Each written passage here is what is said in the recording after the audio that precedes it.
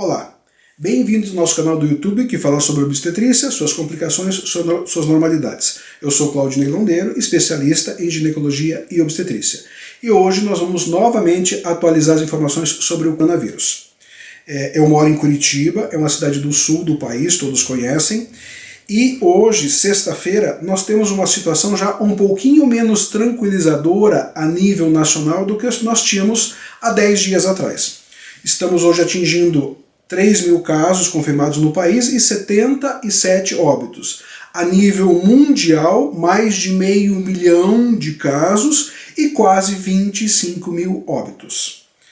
Já sabemos bastante sobre o vírus. Sabemos, por exemplo, que a população de maior risco realmente é a população acima de 60 anos de idade. Na Itália, como cerca de 30% da população é composta de pessoas por mais de 60 anos de idade, o vírus está fazendo realmente um estrago por conta disso. O número de óbitos aumenta muito em populações que têm muitos idosos fazendo parte dessa população.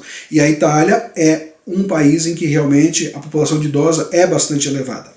No país, nós temos cerca de 8% da nossa população acima dos 60 anos de idade. Então nós não devemos ter um número de óbitos tão elevado como, por exemplo, a Itália está tendo.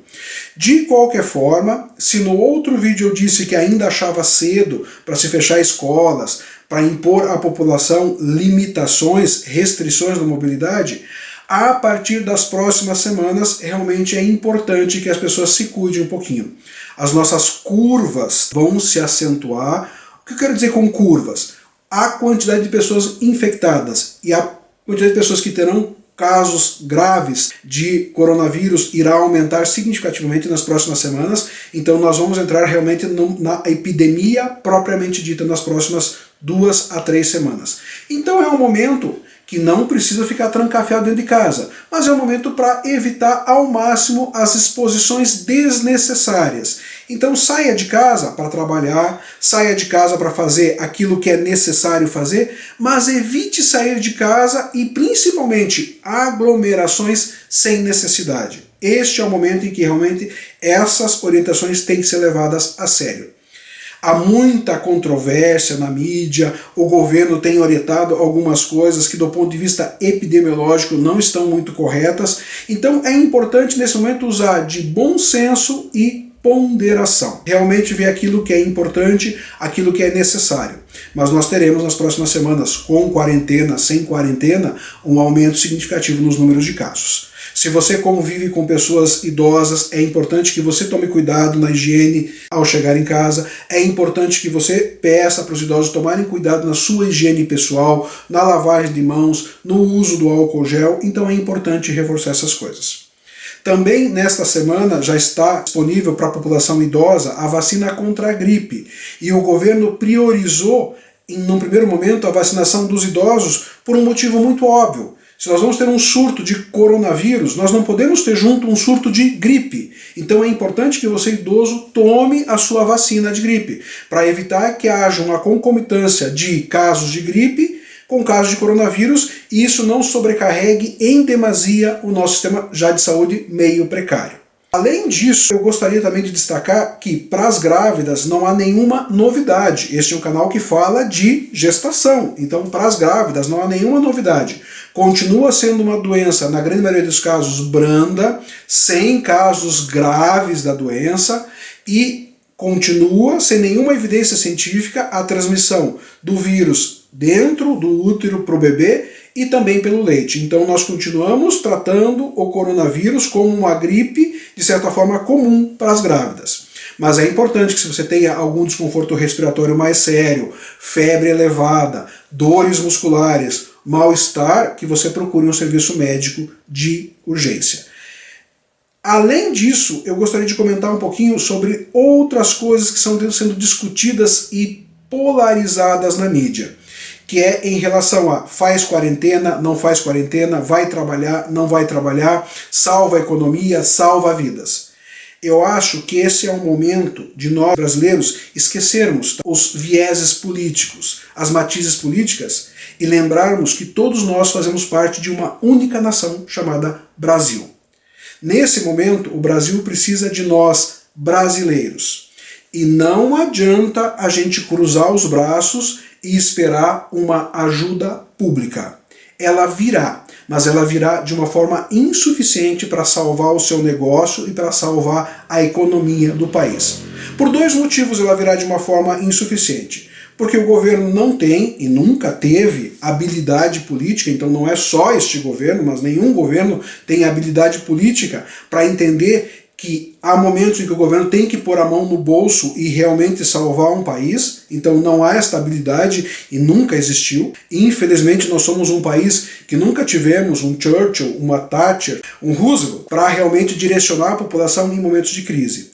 Além de não haver esta vontade política, e nunca ter havido, não estou falando mal deste governo, estou falando de todos eles, também o governo não tem dinheiro em caixa para fazer isso. E, como a economia está desaquecendo, a contribuição, o tributo, o imposto que o governo arrecada vai diminuir significativamente nos próximos meses. Ou seja, além da máquina pública já ser deficitária, ela vai ficar mais deficitária ainda nos próximos meses, a ponto do governo talvez não conseguir honrar com os compromissos que ele já tem, quanto mais em ajudar a economia.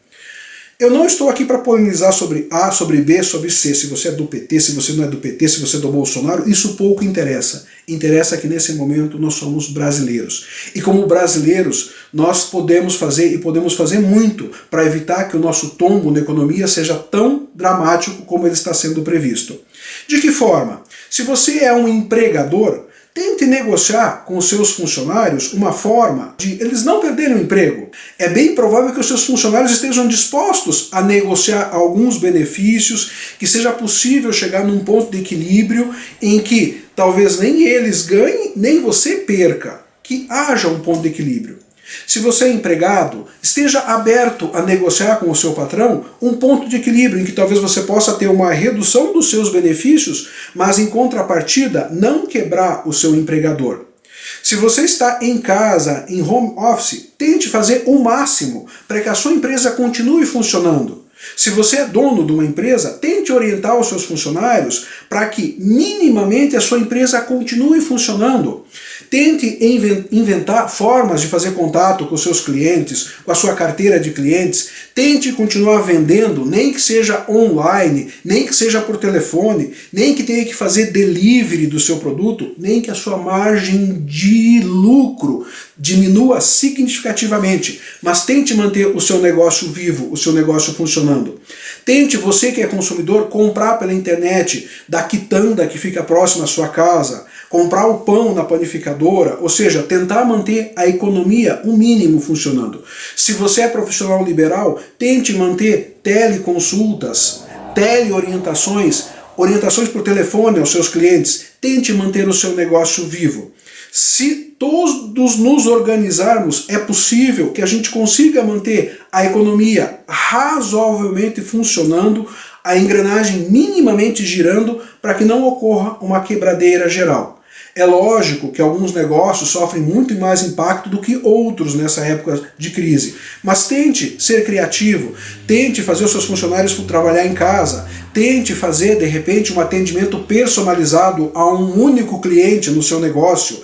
Tente inventar. Esse é o momento em que nós precisamos de criatividade, mas acima de tudo precisamos de boa vontade. Precisamos lembrar que todos nós, todos os brasileiros, nesse momento, independente da sua matiz política, todos nós estamos no mesmo barco. E se o barco afundar, todos nós vamos afundar junto com o barco. Se você é um empresário de sucesso e se o coronavírus não impacta naquilo que você produz de riqueza, tente imaginar formas de distribuir isso neste momento, de ajudar outras empresas, de ajudar outras pessoas a distribuir aquilo que você tem de riqueza num momento tão crítico. Você pode ter certeza que se você é empresário que nesse momento não sofre impacto da crise que está por vir, que se você ajudar nesse momento, quando as coisas lá na frente entrarem nos dias novamente, a sua empresa sairá de lá muito mais fortalecida. Se não com dinheiro, mas com uma imagem perante a sociedade. E isso nesse momento é muito importante. Obrigado pela atenção de todos.